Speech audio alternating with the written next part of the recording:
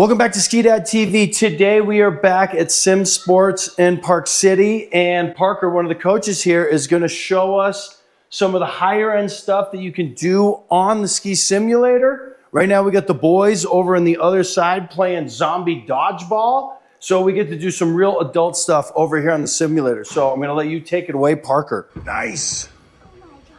Keep throwing, hustle. So right now, I'm demonstrating what a lot of skiers do and locking up their hips and their knees at the apex of the turn and not letting any fluidity come through underneath them.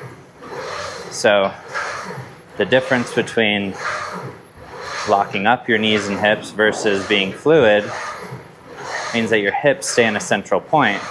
So you see my torso following my feet right now. And now, so you're doing inclination, not angulation. Exactly. So the difference is holding on to that angle and that stiffness after the apex versus releasing it and going with it. And I'll show you what I mean by that. So my hips start to centralize, start to absorb a little bit more. Yeah. And then you can start really extending your legs out there. Oh yeah. Really finding the, outside of the inside foot, which is a major thing that we talk about in here. And it's a major carving fundamental. So you're getting into more of like a slalom type turn there. Yeah. When you're that's the like what I call like pumping in, pumping out, like slalom loopy skiing. Yeah. Which is definitely hard for a lot of people to do, especially keeping that pelvis level. Of course. So I've switched over the machine now to our lightest surface setting, which is crust with ice. So you can see a little shake and vibration under my feet. This is my favorite thing that this thing does, is that little bump, bump, bump, like bump, bump, bump right there. That little bump, bump, bump, like, and you can really see it good over there. I think people's confidence when they're on ice or when they're on crusty snow gets really shaken. So when you feel that the skis don't have to be perfect, that you can have some issues in the snow surface and still stay balanced. The point we're making is that a chattery ski shouldn't pull you out of balance within the turn. So I want to show you a demonstration of really hitting the machine hard and not being so fixed to wide turns all the time, or this wide width on the track. You can move your feet a lot faster than that. So when I'm skiing, I kind of look like this. So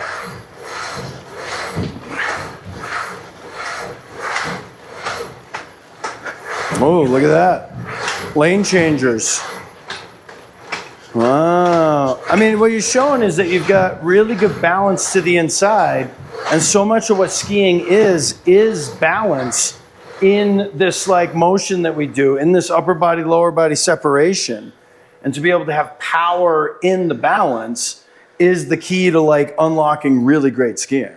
I think so too. And at a certain point, you can get that quick feet feeling to not just be tipping, because we're not just tipping. You got to use your heels and got to give some turns, something.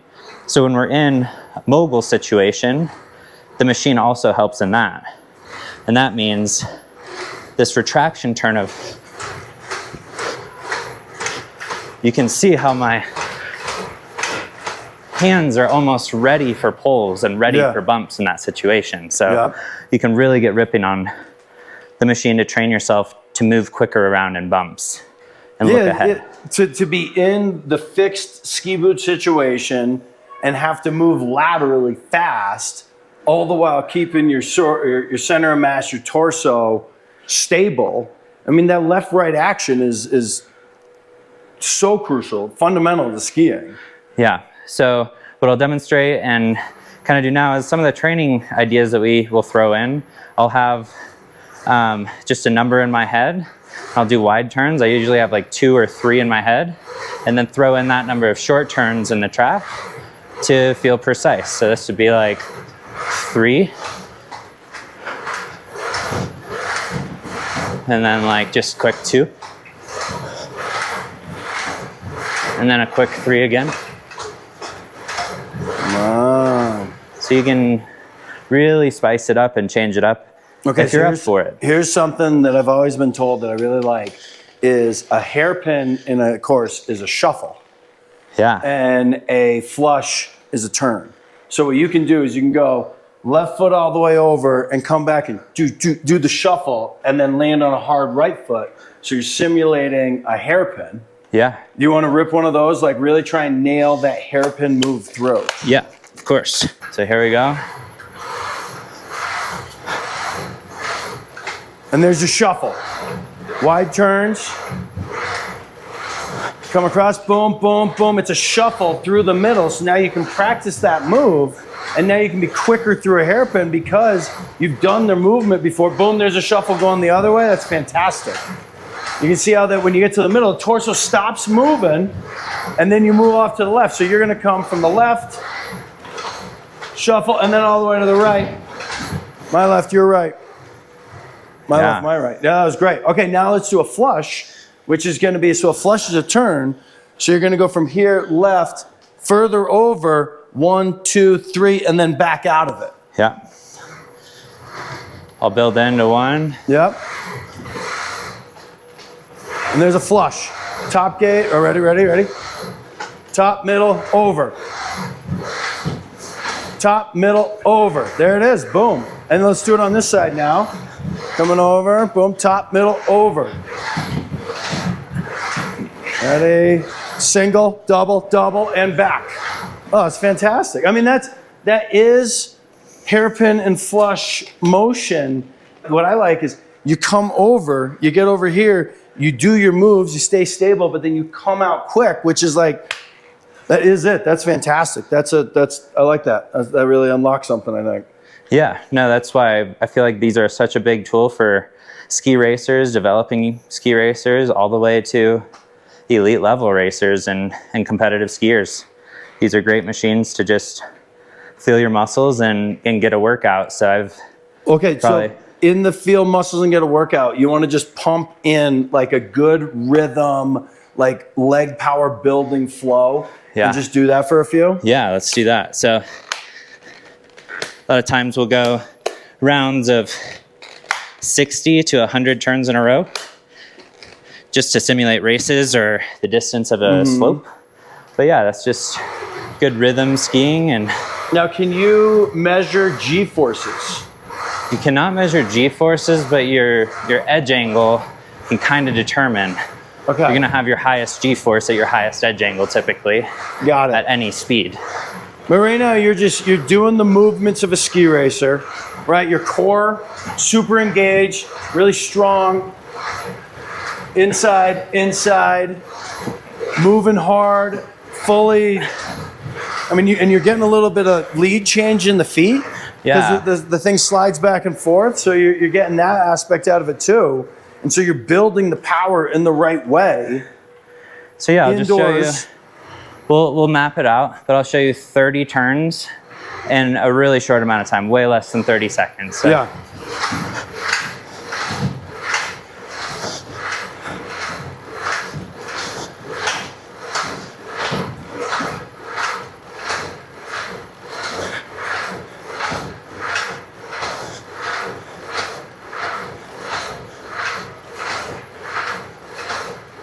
That was 30 turns, and that's already fantastic.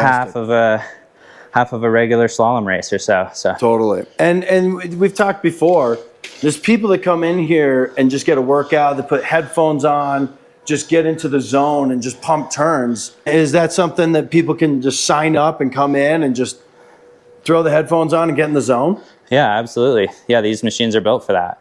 That's how I enjoyed my training the most at the start, is throwing on headphones and turning on a consistent speed, skiing to rhythm, skiing to your favorite songs. I feel like there's a real fluidity aspect to it, and it can go along with music very well. So yeah, and I think for me, like, I love the feeling of being in a high G-force turn, high edge angle turn, and pumping in and out of turns where because you have to have that balance. Like, I think when I was on this last time, it totally scratched my itch for pumping in turns. And I think that is just fantastic. Sure. Yeah, that's I usually build up with a warm-up, a couple hundred turns, and then you can really get going with it and almost turn this SimSports studio into your own spin studio if you'd like to. We have 2 simulators. You can go side by side with your friends and crank tunes aloud, use headphones, whatever you want to do. And then there's also the golf simulator over here. Kids are right now doing zombie toss. There's other sports you can do in that. So it can be like a whole activity for a big group, birthday parties, everything, right? Yeah, absolutely. So for your ski fanatics, golf fanatics, and kind of anybody who enjoys sports, this is the space to get better and have fun doing so, and not have the weather dictate if we can have fun. This is year round. This is year round. So you can do this all summer, but you have had people use this in the winter to capture or to feel better skiing. Absolutely. I think the people who see the most benefit from during the winter are young ski race athletes, age 9 to 14 years old, and they're coming in 2 to 3 days a week, especially leading up to races and super high stakes races. This is a great place to keep calm under pressure, train your nerves, get used to looking ahead on race courses, and just really understanding how to ski. Yeah. Every aspect of it we talk about in here. So yeah, train the body. I think the fitness part of it is unbelievable, and then I think the confidence you can get from changing snow surfaces, from practicing a hairpin in a warm, nice environment, of the flush thing like that. That was new for me today. I think that's fantastic. Sure. I think this is a great opportunity to wrap this up. I totally believe in this guy. I don't even need to get on again. I was on last time. I had a really good time. But we're going to get Bryce and Dylan over on this one and see how it can work for my boys. We get some before and after footage we're going to put in there. But for now, we're going to let this one wrap up. I think this is a great demonstration by Parker to show like the highest level of what the simulators can do. Thanks, Parker. Yeah, you're welcome. Had a great time doing it. And thanks again, Joe, Ski.TV, for being here today.